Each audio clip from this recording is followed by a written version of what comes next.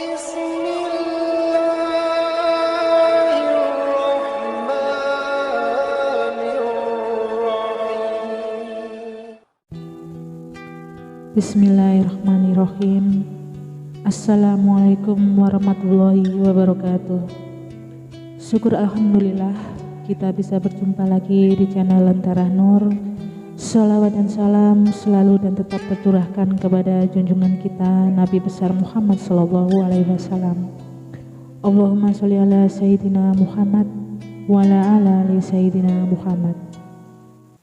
Harapan dan doa saya semoga saudaraku semuanya selalu diberikan kesehatan, dilapangkan rezekinya, diampuni dosa-dosanya, dan dipanjangkan umurnya. Amin ya rabbal alamin. Sahabat beriman yang dirahmati oleh Allah, Allah sayang kepada hamba-hambanya yang selalu beriman kepadanya. Namun jarang sekali umat Islam yang memahami bahwa Allah itu akan menaikkan derajat hambanya dalam hidup ini.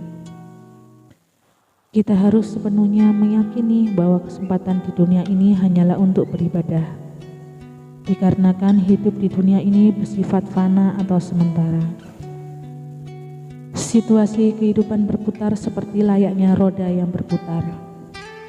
Ada kalanya kita berada di atas yang serba ada dan berkecukupan, tetapi ada kalanya kita berada di bawah yang tidak memiliki apa-apa. Namun cukup untuk kita ketahui bahwa di situasi inilah Allah memilih orang-orang untuk dinaikkan derajatnya. Karena perjuangan dan kesungguhan yang kita lakukan membuat kita dicintainya, dinaikkan derajatnya oleh Allah Subhanahu wa Ta'ala, membuat kita berada di dekatnya dan masuk ke dalam golongan orang-orang yang dicintainya. Hal ini menghasilkan kebahagiaan, ketenangan, kedamaian, dan ketentraman dunia maupun akhirat yang digenggam oleh kita. Lalu, apa saja tanda Allah akan menaikkan derajat seseorang? Yang pertama adalah dihadapkan dengan berbagai masalah. Di saat Allah akan menaikkan derajat hambanya, Allah akan menghadapkan kita dengan berbagai masalah yang akan membuat kita lebih bersabar dan bersyukur akan masalah yang sedang kita hadapi. Allah memberikan kesulitan kepada hambanya, namun tidak melebihi batas kemampuan hambanya.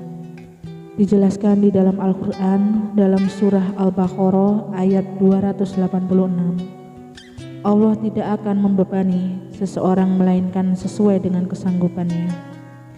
Ia mendapat pahala dari kebajikan yang diusahakannya, dan ia mendapat siksa dari kejahatan yang dikerjakannya. Mereka berdoa, "Ya Tuhan kami, janganlah Engkau hukum kami jika kami lupa atau kami bersalah. Ya Tuhan kami, janganlah Engkau bebankan kepada kami beban yang berat sebagaimana Engkau bebankan kepada orang-orang sebelum kami. Ya Tuhan kami, janganlah Engkau pikulkan kepada kami apa yang tak sanggup kami pikul. Beri maaflah kami, ampunilah kami, dan rahmatilah kami. Engkaulah penolong kami, maka tolonglah kami terhadap kaum yang kafir." Dari ayat ini kita tahu bahwa batas kemampuan setiap orang itu berbeda-beda dalam menghadapi ujian yang diberikan oleh Allah Subhanahu wa Ta'ala. Namun ayat ini menjadi acuan bagi kita agar kita memiliki beban hidup yang berat dan berada dalam situasi terburuk sekalipun. Begitu kita harus senantiasa berserah diri kepada Allah yang selalu memberikan kita kekuatan yang luar biasa. Kemudian selalu bersabar dan bersyukur dengan apa yang kita jalani karena Allah sedang mengangkat derajat hambanya. Yang kedua, dihadapkan kita dengan orang-orang yang tidak menyukai kita.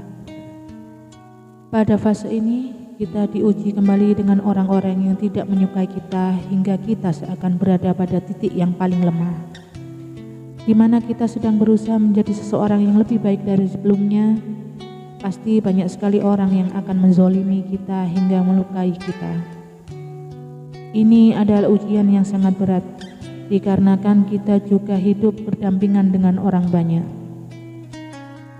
Situasi ini membuat kita harus lebih memahami keadaan dan situasi yang sedang kita hadapi, dan lebih melindungi diri agar tidak membenci orang lain, namun mendoakan yang terbaik untuk orang yang menzolimi kita.